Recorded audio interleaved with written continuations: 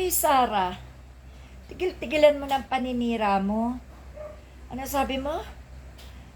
Yung ibang tao, yung mga tao, pinabili lang ng itlog, hindi nakabalik. Style nyo yan eh. Ganyan kayo eh. Naglalakad nga lang yung mga tao sa kalsada, bigla na lang tumutumba eh. Ganyan ang style nyo, wag mong baliktarin.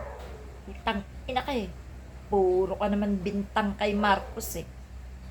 Bakit naman ipapapatay ni Marcos o sisirain ni Marcos sa reputasyon ng kanyang pamamahala kung ganyan sa mga pinagsasabi mo si Marcos? Si Marcos yung tinutukoy mo eh. Parang sinasabi mo na hanggat nandiyan si Marcos, hindi mawawala yung mga krimen. Kayo lang naman tagagawa ng krimen. Ikaw ang animal ka. Ang dami mo nakikita. Harapin mo yung impeachment mo. Humarap ka. Huwag kang puro bunganga. Nakakasawa ka na. No? Alam mo kung di ka nag-iingay, di rin mag-iingay si Aling Marie. Nakakarindi na yung mga kasinungalingan. Mga ginagawa mong istorya. Sasabihin mo pinabili lang ng itlog. Di na nakabalik. Animal.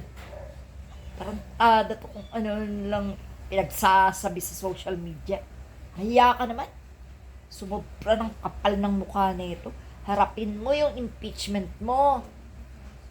Para ang tao malaman ang katotohanan. Wala eh.